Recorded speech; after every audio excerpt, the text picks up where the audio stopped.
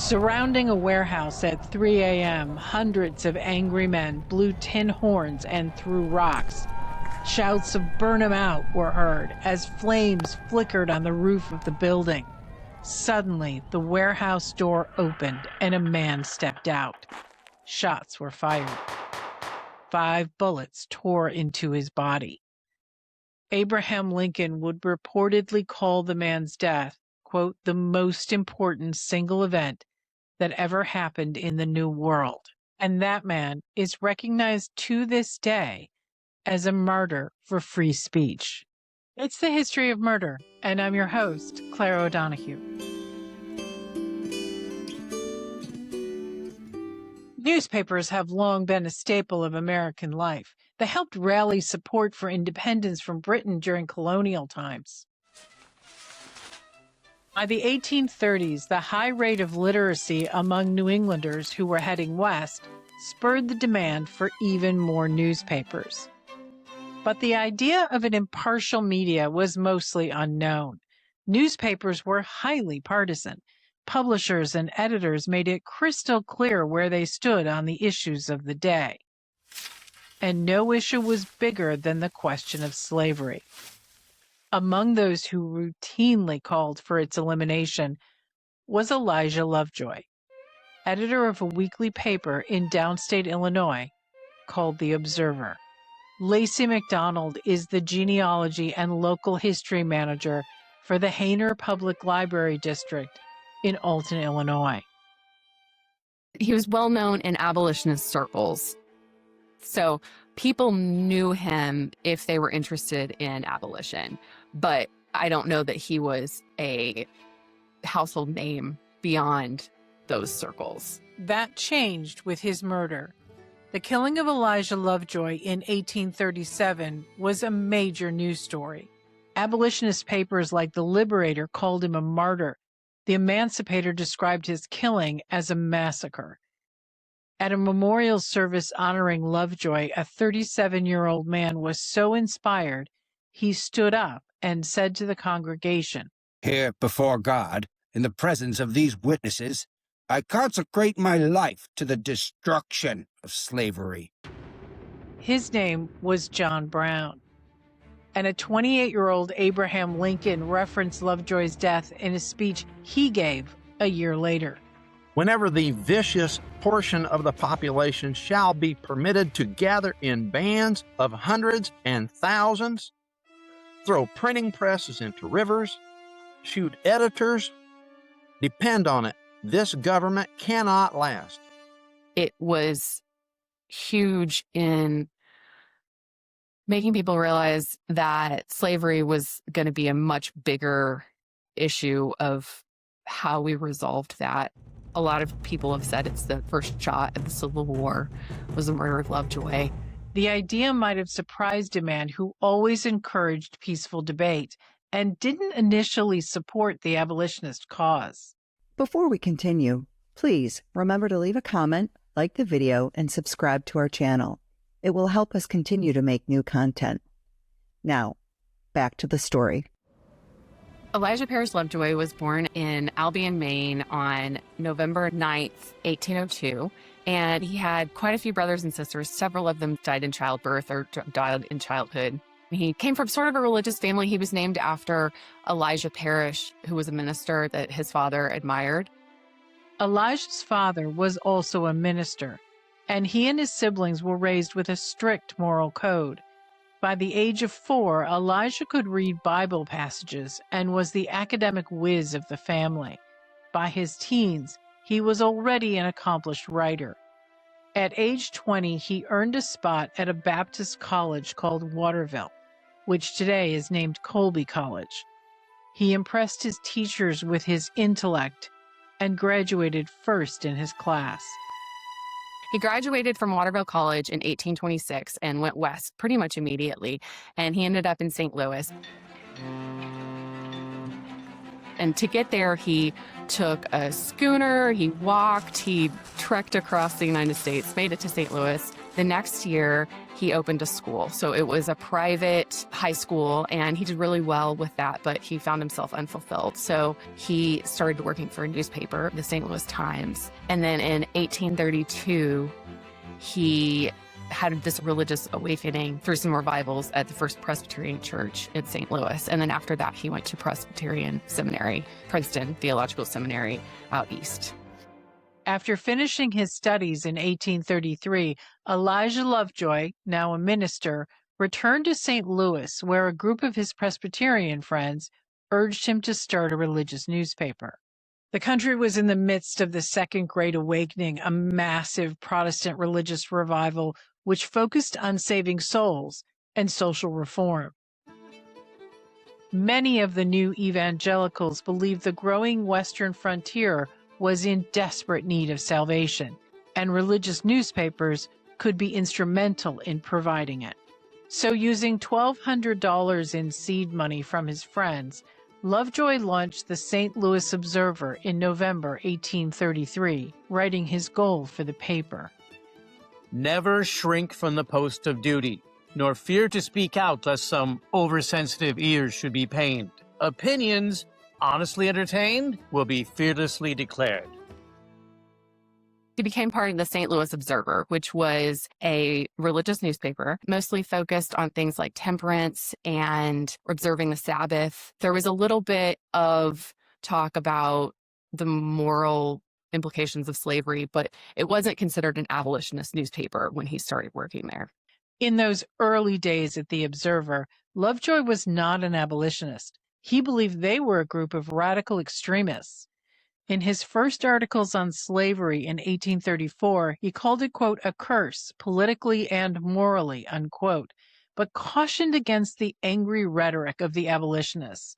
Some, like William Lloyd Garrison, the outspoken publisher of The Liberator, were staunch abolitionists who wanted the immediate emancipation of the enslaved and then wanted them to be treated like fellow citizens. Others, like well-known politician Henry Clay, hated slavery, but believed in colonization, the idea that the enslaved should be removed from America and colonized elsewhere. Initially, Lovejoy favored the colonization idea. He believed that slavery should end. He just thought it should be done in a gradual manner. He even married a woman from a Missouri slave-owning family, Celia Ann French, and they had a son named Edward. But in April 1836, something happened in St. Louis that helped transform Lovejoy into a fully determined abolitionist. It was the lynching of Francis McIntosh. Francis McIntosh was a free black man. He was not even enslaved. He was working on a boat that stopped in St. Louis. McIntosh intervened in a fight between his fellow shipworkers. When officials arrived, they arrested McIntosh for helping the fighters flee the scene. On his way to jail, McIntosh broke free and, using his knife, injured one officer and mortally wounded another. Later, a mob snatched McIntosh from his jail cell, tied him to a tree, and burned him alive. Lovejoy was horrified and wrote about the lynching in searing terms. The response to his writings by some in St. Louis was equally powerful. He was threatened with tarring and feathering, and it was really a sort of moment in his life that changed everything for him. And it was a huge, huge moment for Lovejoy. That's when he really, really started writing about abolitionist causes. Lovejoy began writing about the suffering of the enslaved in great detail. He was talking about children being torn from their mothers. I mean, he was describing the very graphic part of slavery that was kind of like being smoothed over by a lot of the people that participated.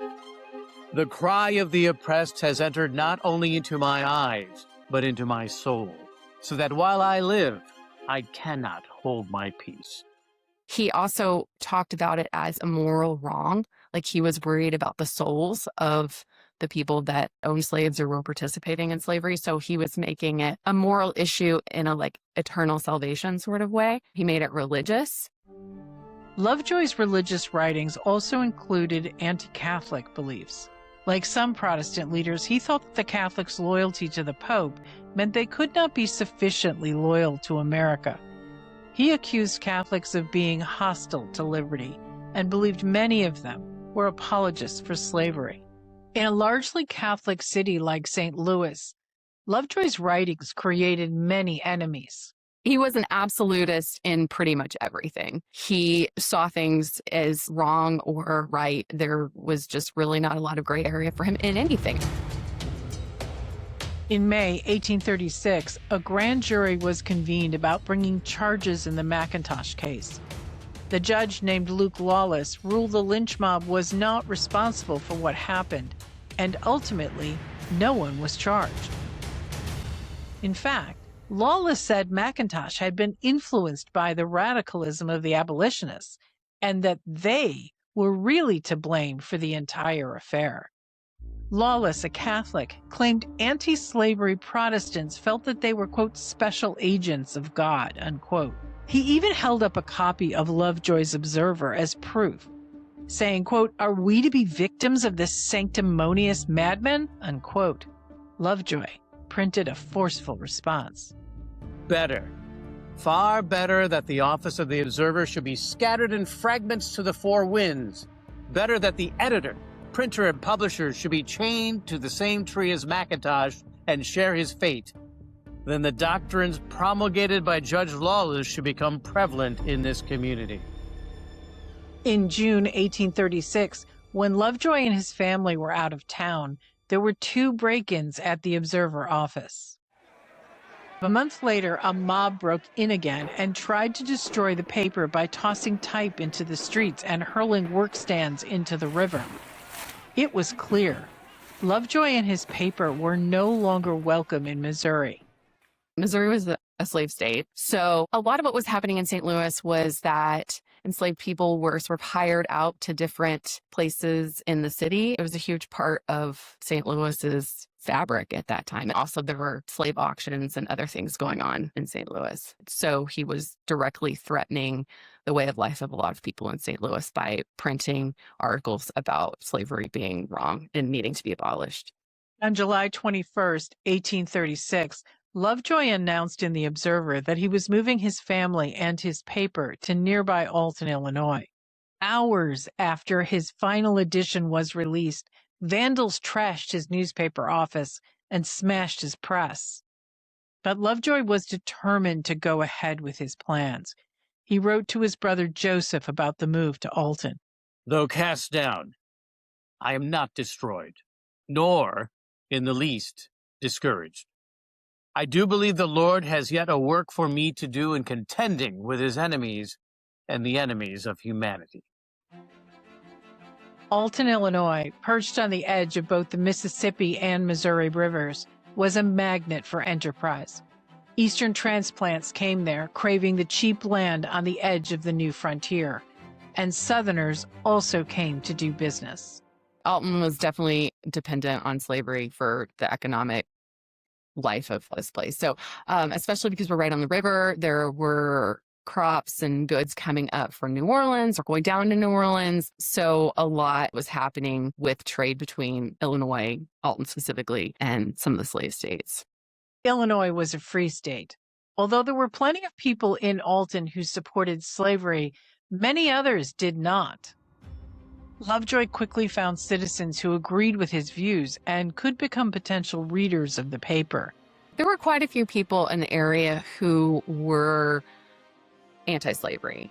So there were people in Alton that supported him. Winthrop Gilman, who owned the Godfrey Gilman warehouse and was a very prominent man in Alton at the time, was a huge supporter of Lovejoy. Shortly after his arrival, Lovejoy was called to a meeting of local Alton leaders. They agreed to help him finance a new press, but wanted to know what he was going to publish. And he said, I'm in a free state now, so I can't imagine that slavery is going to be as much of an issue.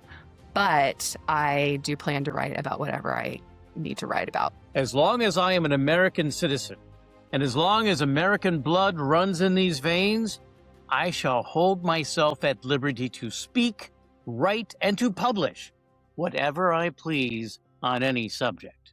On September 8, 1836, the first edition of the New Alton Observer was published. The subscription price was $3 a year, just over $100 today.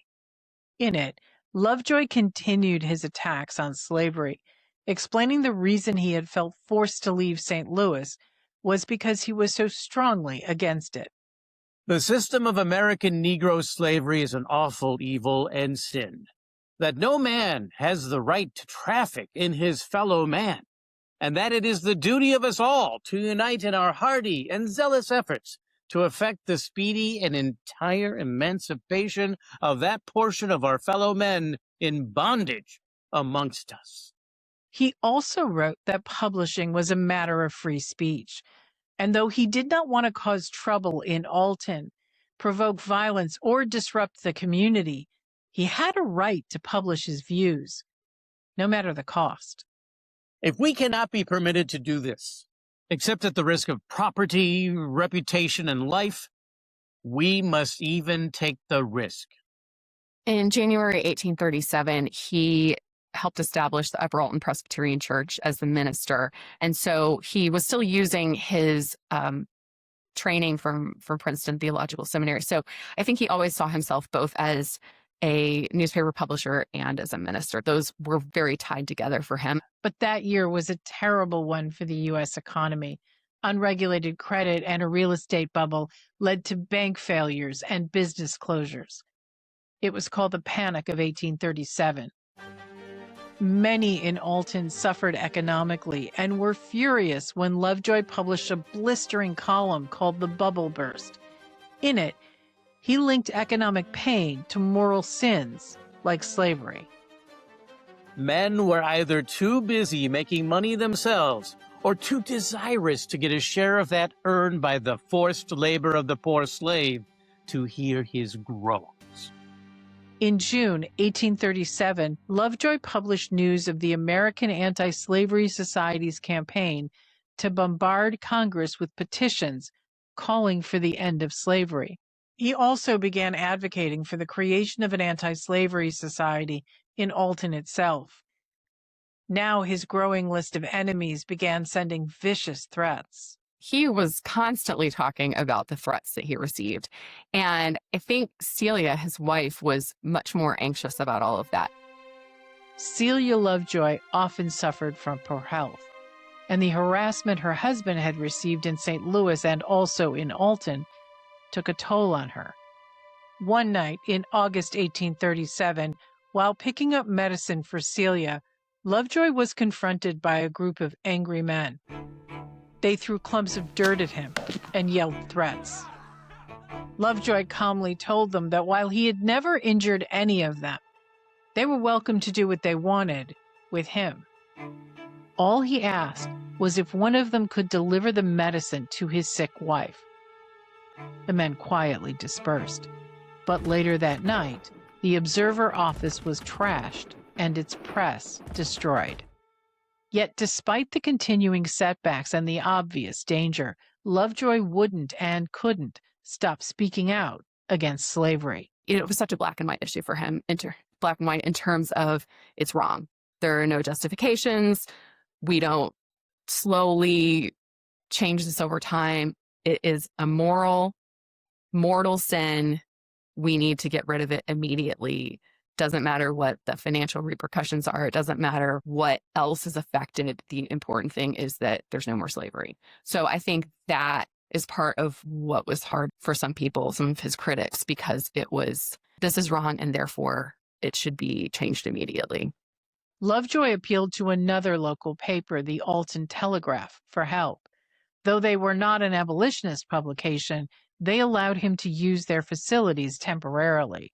By then, Lovejoy's brothers, Owen and John, had moved to Alton, and Owen ordered a new press from Cincinnati. Meanwhile, Lovejoy made plans to hold a large anti-slavery convention at his church in Alton. In September 1837, Lovejoy's new press arrived.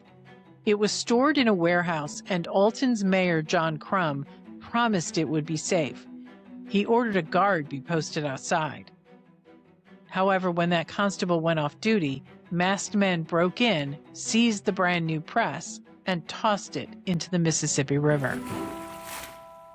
But if Lovejoy's opponents thought they had succeeded in stopping his work or even forcing him to leave town, they were wrong. He was committed to staying in Alton, and it was the more pushback there was, the more committed he was. It was about slavery. It was about abolition, but he was asserting his right to print his beliefs under the freedom of the press. And so he talked a lot about being threatened and knowing that he might die in Alton, but it was almost like the more pressure there was, the more adamant he was about not leaving. But that pressure was mounting. In early October, while visiting Celia's family in Missouri, a group of men broke into her family home, grabbed Lovejoy, and threatened him with a dagger. Pregnant Celia slapped the man and rushed to stand behind her husband. Her family joined in the fray and prevented the men from dragging Lovejoy out of the house. He and Celia quietly returned to Alton, but from then on, Lovejoy slept with a loaded gun next to his bed. His brothers, staying in an adjoining room, also kept weapons close at hand. On October 26, 1827, Lovejoy's convention took place as dozens of anti-slavery activists descended on Alton. But also joining them was a large group of protesters. The convention was interrupted by pro-slavery people, and they had tried to make it open to everyone. And so in the spirit of brotherhood and openness, they did not have a closed convention, but then that meant that it was kind of overrun by the pro-slavery people. And they ended up having to move it from Upper Alton Presbyterian Church to Thaddeus Hurlbut's house, which is still in Alton. One of the people that came down for the convention was the Illinois State Attorney General, Usher Linder. He had, I think, a lot of family ties to slavery. He wasn't a slave owner, but he certainly did not want to let anti-slavery society stuff continue. While the convention was taking place, Alton town leaders called for another meeting with Lovejoy about his paper. This time he was adamant. In a passionate speech, he made clear that he was an abolitionist and his work would continue, no matter what. I am but one, and you are many. You can crush me if you will, but I shall die at my post, for I cannot and will not forsake it. It is because I fear God that I am not afraid of all who oppose me in this city. No, sir. The contest has commenced here, and here it must be finished. If I fall, my grave shall be made in Alton. Those words would prove to be prophetic. In the early morning hours of November 7th, 1837, another brand new press, his fourth, arrived in Alton. They arranged to have it stored in the Godfrey Gilman warehouse. And Gilman went to Mayor Crum beforehand and said, we think this is going to be an issue. It's been an issue in the past, but this was a stone warehouse. It was very, very strong. 3 stories on the riverside and 2 stories on like the street side. And they thought it would be a good place for the printing press to come because it could be unloaded directly from the river. Gilman went to Mayor Crum and said, we plan to defend the warehouse. We plan to defend the press. It was kind of asking for permission and it was kind of letting him know, but he was very wishy-washy about what they were asking and didn't take any sort of preventative measures. It wasn't like, okay, this is going to be an issue. I'll have extra police presence or any sort of security. And didn't say they couldn't defend the press, but also didn't want to, put anything in writing or make any promises. So Lovejoy and some of his supporters provided their own security. He and a group of friends were in the warehouse when the press arrived and stayed there with loaded weapons, ready to defend it from any vandalism. They didn't have to wait long. Word of the press's arrival leaked out, and a mob of almost 200 people swarmed around the warehouse. Some blew tin horns, others threw stones. Mayor Crum arrived and warned the mob they were breaking the law, but he was told to go home and was hit with pellets of birdshot for good measure. Some yelled, "Fire the building and burn him out," while others said, "Shoot every damn abolitionist as he leaves." Drunk, angry mob is outside demanding to have the press so they can destroy it. And the defenders obviously said no. And then somebody climbed on the roof to set the roof on fire to try to smoke them out. Lovejoy, with his friend, shopkeeper Royal Weller behind him, opened the warehouse door and walked out. He fired at the person on the roof. Suddenly, 5 shots hit Lovejoy. He spun around inside the door and stumbled to a stairway, crying out. "Oh God, I am shot." He reached the warehouse's 2nd floor. He barely made it. Clutching his chest, he said again, "I am shot," and collapsed to the floor. Elijah Lovejoy was dead. One of his friends yelled to the crowd, announcing Lovejoy's death. So there was almost a ceasefire where the defenders were able to leave. And then immediately the warehouse was rushed and the printing press was destroyed and thrown in the river. Lovejoy's body was taken back to his home. Celia collapsed when she learned he was dead. She was so overcome with grief she could not attend his burial on November 9th, which was also Lovejoy's 35th birthday.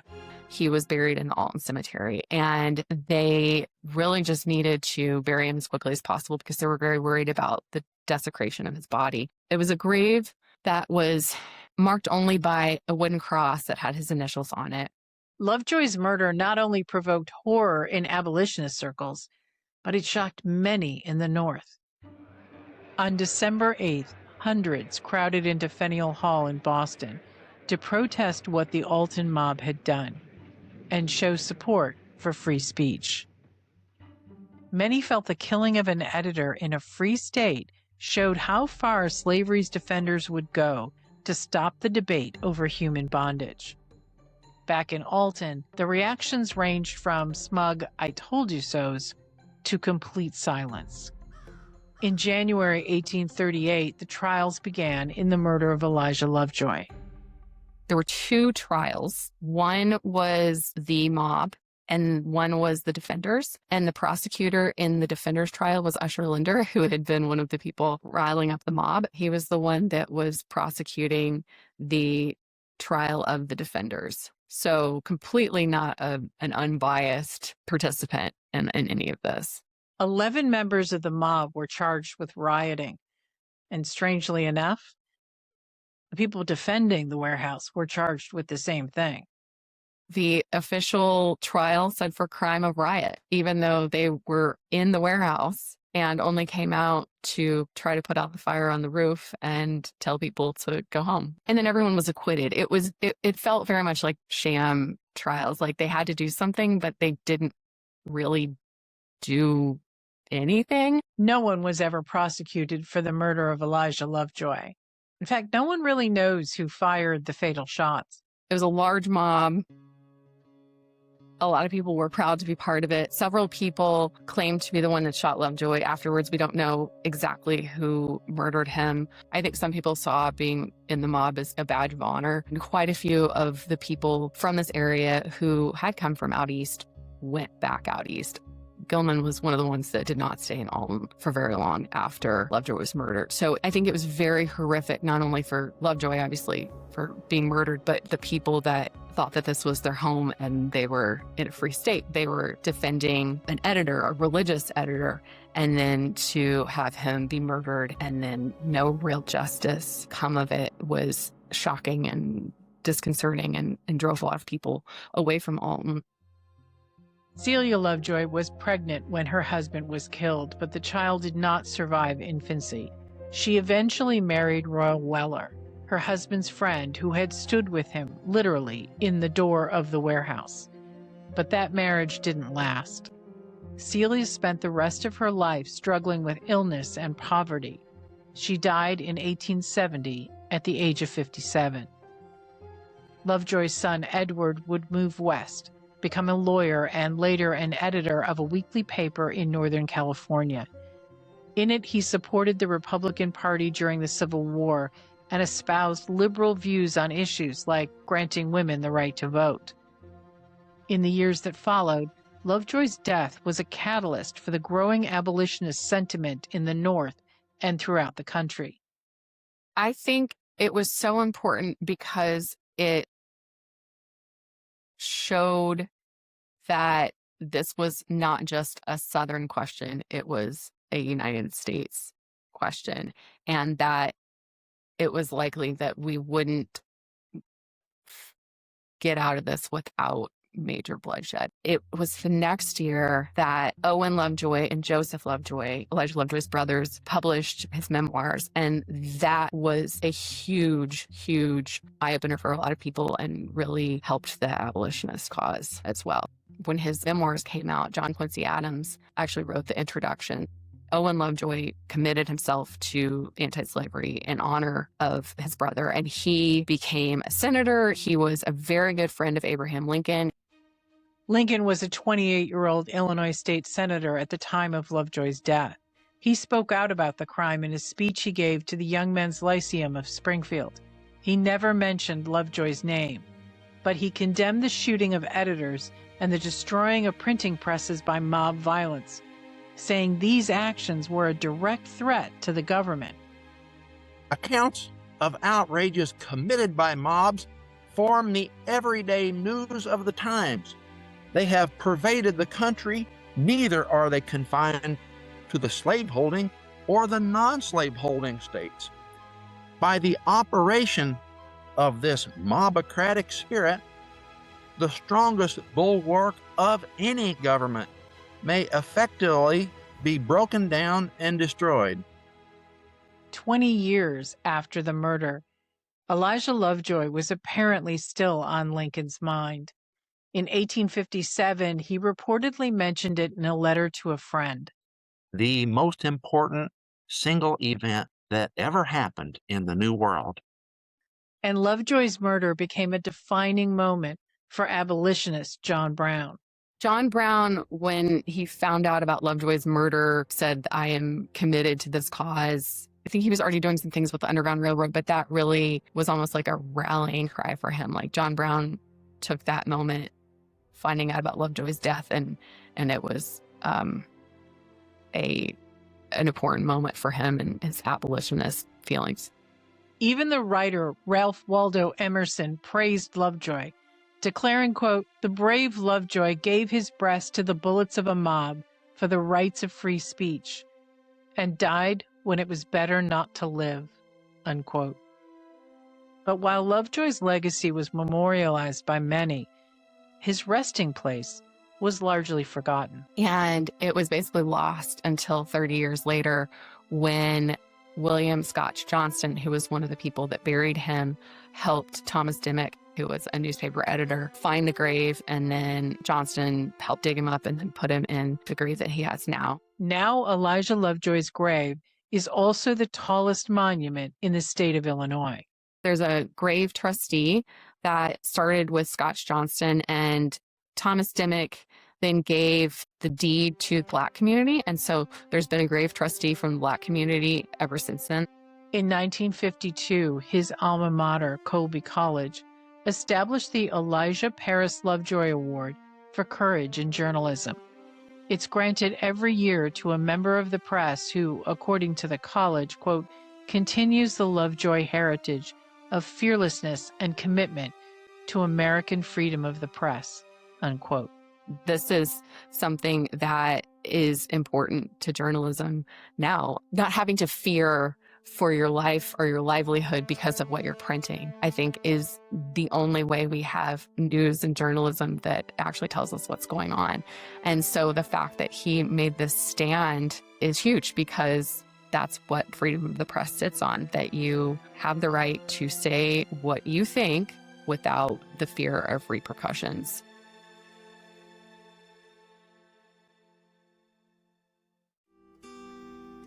What do you think about this case? Please comment below. And if you liked this story, please subscribe to the channel, hit the like and notification buttons, and let us know if there are cases you'd like us to cover.